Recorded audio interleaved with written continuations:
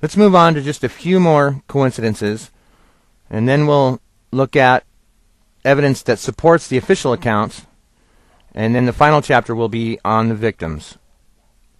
What are the odds of the alleged hijackers returning from the hereafter to profess their innocence? And what are the odds that a former Unocal executive, Hamid Karzai, would be appointed to be interim president of Afghanistan? In March of 2010, Karl Rove reported on Fox News that when Bush flew to Barksdale Air Force Base after leaving Sarasota, that Barksdale was on a nuclear alert drill, and thus there were Humvees with 50 cals locked and loaded, and all the personnel had their sidearms, etc. Another interesting coincidence. But here's an interesting question. With all the drills that were occurring on the morning of 9/11, how did the U.S. Strategic Military Command find the room to host a charity golf event? What are the odds that the troops would already be stationed under Operation Bright Star and Operation Swift Sword, 17,000 British and 24,000 U.S. and NATO troops, along with 2 U.S. carrier battle groups, before the attacks took place? Former U.S. officials, Karl Endefer and Tom Simmons, met with Russian and Pakistani officials in July of 2001 and reported imminent military action against Afghanistan. And what are the odds of Bush issuing the 199 IWF order that stifled the investigation into the flight school students that most certainly would have stopped the attacks? And what are the odds that the new Pearl Harbor, called for in the Project for New American Century's position paper, Rebuilding America's Defenses, would come barely a year later?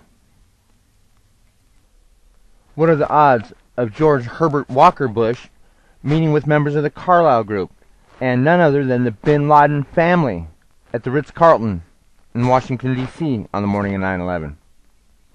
What are the odds of jet fuel melting steel? 0. The melting temperature of steel is well over 1,000 degrees higher than the burning temperature of jet fuel. Just look at this. If you've never used a cutting torch, you can't imagine the energy that it takes to create this torrent of molten steel pouring off of the towers.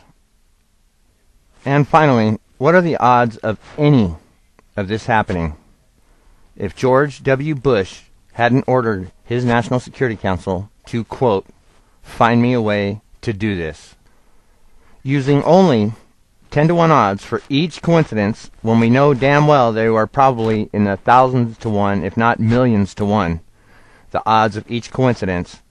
Just by applying 10-to-1, we come up with a staggering 1 with a 110 zeros behind it as the odds of 9/11 occurring the way the officials would have you believe. We've seen evidence of deliberate planning and malice aforethought by the changed protocols, the leaked Pentagon documents. We've seen evidence of personal, political, and financial gain through the insurance policies, the promotions, the put options, and the war profits. We've heard how they cleared their own assets out of the way, such as the Marine Corps Aviation Wing and the CEOs from the World Trade Center. We've seen acting in concert, and we've also seen evidence of guilty demeanor by the refusal to release the Pentagon video surveillance tapes, the missing terminal surveillance tapes, the missing fire resistance documents, the missing promise data, and also the destruction of the air traffic controller tapes. These are the things that lead one to ask more questions, and the more you look, the more you find. But we have a signed confession from Khalid Sheikh Mohammed. Khalid Sheikh Mohammed was waterboarded 183 times before signing a confession he was not allowed to read. Anyone with any legal experience will tell you that a confession outside the presence of physical evidence is not credible, because people will confess for things other than guilt, such as protecting somebody else, to get out of torture, or to take credit for something they may not have done. Let's waterboard three-time deferment chicken hot coward Cheney or any of the 9/11 perpetrators once, and they'll be singing like a canary. And then there's NIST that altered parameters to arrive at scientifically flawed and politically driven conclusions. As soon as Shyam Sunder and John Gross put together a report where they haven't altered the parameters, I'll be happy to debunk it for them. When we all know, in fact, that it is impossible for mass to travel through the path of most resistance at this acceleration of gravity. And then there's the Barbara Olson phone call. Well, let's see what the FBI had to say about that. And in fact, let's see what the FBI has to say about bin Laden also. In 2006, the FBI turned in a report at the Moussaoui trial on all the phone calls from all 4 flights. And when they got to Flight 77 and they got to Barbara Olson, they said, 1 attempted call, unconnected, 0 seconds. Why has the United States Department of Justice not charged Osama bin Laden for 9/11? Why, the biggest terrorism act in history, have they failed to officially charge him for? Why have they not convened a grand jury, presented their evidence, and got an indictment, and go to the FBI website and go to their international list of top 10 terrorists? But ironically, nothing on 9/11. Nothing. Now, when the FBI was pressed as to why 9/11 wasn't included, their response was, we don't have enough evidence. That is extremely disturbing. We've fought 2 wars, we've changed our entire foreign policy, and we've had the Patriot Act put on us, all supposedly because of Osama bin Laden. So you may wonder, how did they arrive at all this? Well, they didn't. They were already at that destination. Here we're going to show how they used the media and one of their spokesmen to sell the official story even on the morning of the attacks without any investigation. Is it possible that just a plane crash could have collapsed these buildings, or would it have required the sort of prior positioning of other explosives in the building? What do you think? No, my sense is that just one, the velocity of the plane and the fact that you have a plane filled with fuel hitting that building that burned, the velocity of the plane certainly had an impact on the structure itself. And then the fact that it burned and you had that intense heat probably weakened the structure as well.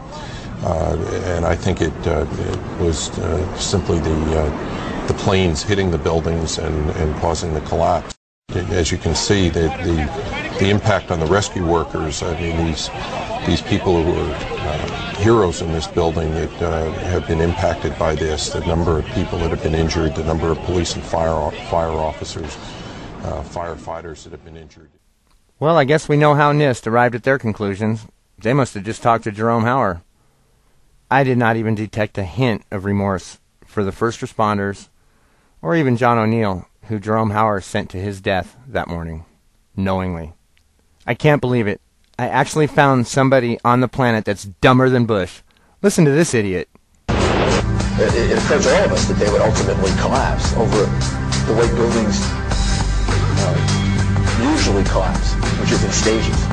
It looked like at some point the top of the building would come off, and then maybe the middle of the building, and then maybe there'd be a shell left, or the way number 7 came back, 4 or 5 o'clock in the afternoon, over a period of time. Don't stutter too hard, Rudy. How did this fucking retard ever win a case as a prosecutor?